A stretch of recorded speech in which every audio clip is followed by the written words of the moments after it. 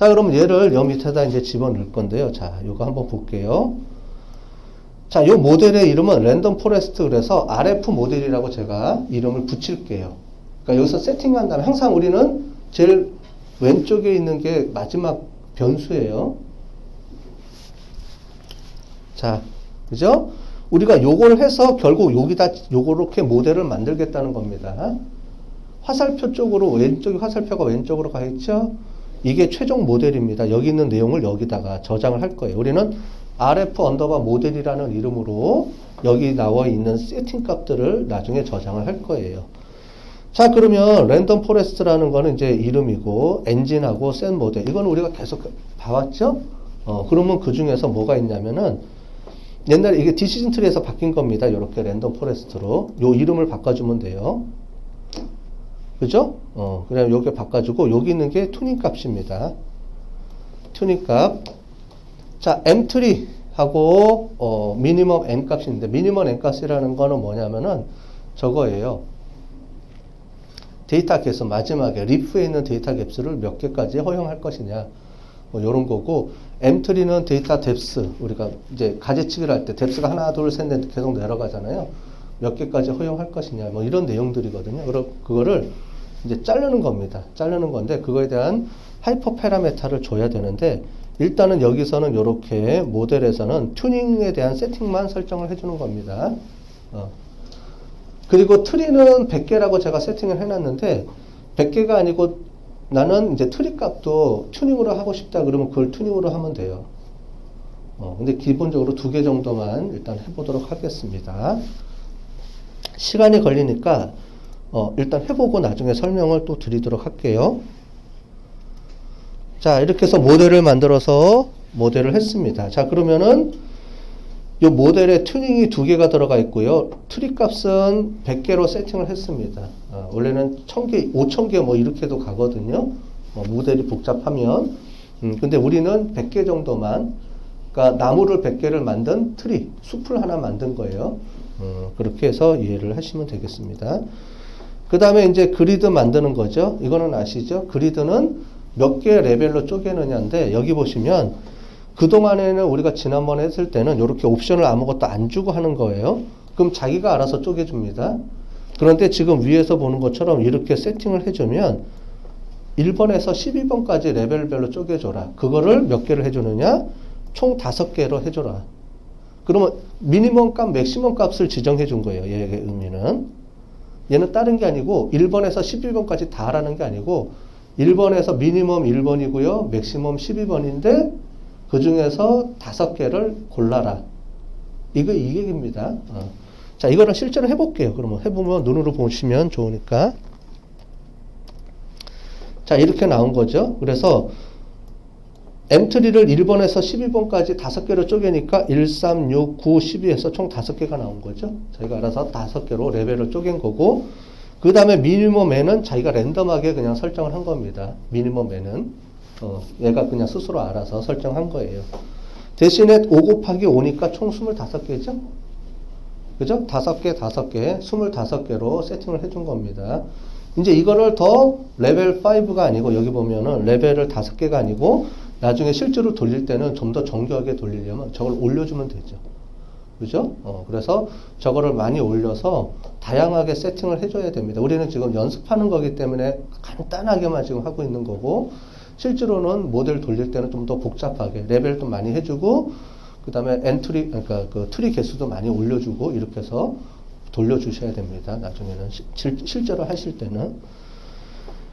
자, 그렇게 해서 보시면 되고요. 레시피가 있죠. 레시피에서 보면은 우리가 모델을 만들었는데 모델에다가 우리 요리법을 넣어줘야 되죠. 요거는 우리 계속 했던 거니까 이해되실 거예요. 결국 요게 우리가 타겟 모델이고요. 나머지 변수들을 다 집어넣어서 우리가 돌려주는 겁니다. 자, 그렇게 해서 이렇게 모델별로 넣는 거를 했어요. 요거는 우리가 변하지 않았고요. 자, 그런데 여기 보시는 요게 좀 있습니다. 어떤 얘기냐면은 제가 요거 다음 거랑 한번 비교해 볼게요. 자, 우리가 볼 때 레시피에서 뭐가 있었냐면은 데이터 처리하는 게 있었어요. 그죠? 자, 우리가 앞단에서는 데이터를 다 불러갖고 왔잖아요. 그죠? 데이터를 다 불러갖고 왔는데 실제로 데이터를 입력할 때 범주형 변수냐 연속형 변수냐에 따라 가지고 데이터 처리하는 게 틀려요. 우리 처음 시간 할 때 배웠어요. 레시피 하면서 배웠는데 무슨 얘기냐면 데이터를 집어넣을 때 연속 변수는 표준화 시켜줘야 되는 경우도 있고요. 그 다음에 범주형 변수일 때는 우리가 원핫 랭코딩 해가지고 01, 01로 다 변환시켜주는 그런 개념을 설명을 해줬을 겁니다. 옛날에. 자, 그런데 문제는 모델들마다 그게 필요한 모델이 있고 필요 없는 모델이 있어요. 여기 보면 이게 로지스트 회계 분석이거든요. 로지스트 회계 분석은 뭐냐면 표준화가 들어가야 돼요. 표준화 시켜줘야 돼요. 그래서 뭐냐면은 연속 변수들은 다 표준화 시키고요. 그 다음에 질적 변수들은 전부 다 0, 1로 우리가 이거를 통계에서는 다변수 한다. 그러니까 뭐죠? 더미 변수 한다 그래요. 더미 변수. 통계학에서는 더미 변수라고 표현을 하는데 더미 변수로 처리해 줘야 됩니다. 0, 1, 0, 0, 1 뭐 이런 식으로 해서 0과 1로서 변수 값을 처리해 줘야 되는 게 있어요. 그래서 범주형일 때는 더미 변수화 시켜주고 그 다음에 연속 변수일 때는 표준화 시켜주고 이게 왜냐면 이게 표준화 안 시켜주면은 데이터의 그 값에 따라서 변화를 일으킬 수 있기 때문에 사전에 이렇게 레시피를 가지고 변화시켜주는 겁니다. 자, 그런데 이 모델에서의 제가 타이드 모델에서의 이제 좋은 점이 뭐가 있냐면 아까 전에 기본적으로 데이터를 불러올 때 세팅을 안 해줘요. 원래는 사전 처리할 때 그걸 다 처리해 주거든요. 범주형 변수를 더미화 시켜주고 그 다음에 표준화 시켜주는데 문제는 랜덤 포레스트는 그렇게 안 해줘야 돼요. 그냥 원래 데이터를 넣습니다. 뭐냐면은 모델들마다 어떤 거는 표준화 시켜줘야 되고 어떤 거는 안 해줘야 되고 이런 것들이 좀 틀려요. 그래서 랜덤 포레스트는 안 해줘요. 아무것도. 예? 아무것도 안 해주고 여기만 더미 변수화만 시켜주죠. 자, 그래서 이런 것들을 할 때 처음에 우리가 아까 전에 데이터 보통은 우리가 데이터 마이닝할 때 데이터 전처리 작업을 해서 다 처리해 주거든요. 그럼 모델들 할 때마다 이 방법을 세팅을 다시 다 만들어줘야 돼요. 그러니까 프로젝트가 5개의 모델을 분석하면 프로젝트 5개를 만들어서 돌려줘야 되고 그걸 또 비교하려고 그러면 따로 비교해줘야 되고 그러니까 되게 복잡하거든요. 그런데 타이드 모델이 나오면서 제가 옛날에 막 그런 방법을 썼는데 타이드 모델이 나오면서 이 안에서 같이 한 번에 비교 분석할 수 있도록 이렇게 세팅을 해주는 거예요. 그 중에 이제 대표적인 게 레시피라는 개념이 그때 필요한 거거든요. 그러니까 처음에는 복잡하게 뭐 레시피를 왜 넣고 막 이렇게 하느냐 저도 처음에 생각을 했는데 쓰다 보니까 이런 모델들을 다양한 방법론들을 비교할 때 처음에 전처리 작업에서 다 해버리면 할 때마다 돌려줘야 되니까 너무 이게 모델이 많아지죠. 모델도 많아지고 복잡해지는데 전처리 작업에서는 데이터만 불러와서 필요 없는 데이터 제거해주고 끝. 앞에 작업이 그거였고요. 그 다음에 거기서 모델들마다 필요한 데이터 처리하는 기법이 있어요. 아까 전에 본 것처럼 표준화 시켜주느냐 안 시켜주느냐 또는 더미화 시켜주느냐 안 해주느냐 이런 방법들이 있는데 그런 방법들은 모델들마다 틀리기 때문에 모델에서 세팅해주면 돼요. 근데 그거를 어디서 처리해 주냐면은 이렇게 우리가 지금 보고 있는 레시피라는 단계에서 처리를 해줍니다. 그게 요리법이에요. 뭐냐면 요리마다 틀리잖아요. 재료가 있는데 요리에서 보면은 재료가 있는데 얘를 찜을 만들 거냐 탕을 만들 거냐 이런 거에 따라서 요리하는 방법이 틀려지잖아요. 그런 개념을 여기서 갖다 쓴 거거든요. 여기서 요리의 재료는 데이터고요. 이 데이터를 어떻게 요리하느냐에 따라서 랜덤 포레스트로 요리하느냐 로지스틱으로 요리하느냐에 따라서 데이터를 가지고 어떻게 그러니까 처리 작업이 틀려지기 때문에 레시피라는 걸 이용해서 처리를 해줘요. 자, 그런 개념이 이제 들어온 거거든요. 그러니까 타이드 모델은 과거 전통적인, 여러분들은 이제 잘 못 배웠으니까 막 이런 거를 잘 이해를 못 하실 거예요. 옛날 모델을 썼던 사람들은 일일이 수작업으로 하고 다 독자적으로 처리했던 것들을 여기서는 갖고 오면서 모델을 비교할 수 있도록 이렇게 이런 방법들을 많이 여기 안에 들어가 있어요. 그래서 제가 이제 이 모델을 보면서 야 이게 좋아졌구나 옛날 모델들에 비해서. 왜냐면은 파이썬에서는 이미 이런 모델들을 쓰고 있었거든요. 제가 처음에 얘기했던 것처럼 파이썬에서는 쓰고 있는데 R에서는 이런 모델이 없었거든요. 그래서 대부분의 사람들이 R보다는 파이썬을 오히려 그 데이터 마이닝 기계 학습하는 사람들 많이 썼는데 요게 나오면서 다시 이제 R 쪽으로 이제 다시 또 와서 쓰는 분들이 좀 늘어났어요. 이제 그런 게 있는 것 같아요. 이렇게 필요한 것들이 이렇게 기능들이 있으면 그쪽으로 많이 이렇게 올리는 거거든요. 파이썬은 좀 하는 게 좀 어려워요. 그래서 초보자들이 사용하기 어려운데 어쩔 수 없이 이런 기능들이 없다 보니까 그쪽으로 저희가 많이 가르쳤고 이제 했었는데 R은 이제 사용하기가 조금 쉬워요. 파이썬보다는 돌리는 거라든가 여러 가지 세팅하는 거라든가 좀 쉽게 접근할 수가 있는데 기능들이 옛날에 없어서 하고 싶어도 못했던 기능들이 있었는데 지금은 그 기능을 이쪽으로 많이 타이디 모델에서 거의 재현이 가능하기 때문에 충분히 R에서도 가능할 것 같아요. 그래서 저도 요즘 올해 오면은 파이썬 가르쳐 달라 그러면 파이썬 너무 어렵고요. R로 하면 됩니다. R에서 다 돼요. 이런 기능까지 다 있어요. 이렇게 해서 설명을 해줘요. 오히려. 지난번에 파이썬 해달라고 연대에서 의뢰가 왔더라고요. 그래서 제가 파이썬 말고 R로 하는 게 더 좋을 것 같아요. 한번 고민해 보세요. 이랬거든요. 그리고 나서는 연락이 안 오더라고요. 어떻게 된 게. 어쨌든, 연락이 와도 제가 방학 때 특강을 못 해주는데, 어쨌든, 그렇게 알려줘서 해주는 게 있어요. 자, 그래서 요게 틀려집니다. 여기서 랜덤 포레스트에서는 다른 건 다 없고요. 요거를 쪼개볼게요. 헷갈릴 수 있으니까 쪼개보도록 하겠습니다. 요런 거죠. 그래서 요렇게 여기에 포뮬라고 데이터 갖고 오고요. 더미화 시켜줘서 이렇게 처리해주고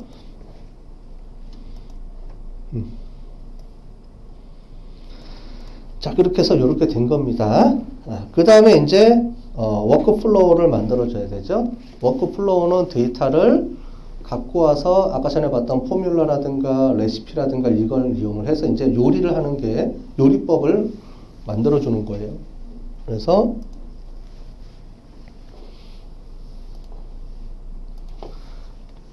시드 해주고요. 그 다음에 이렇게 해주고 워크플로우 해주고요.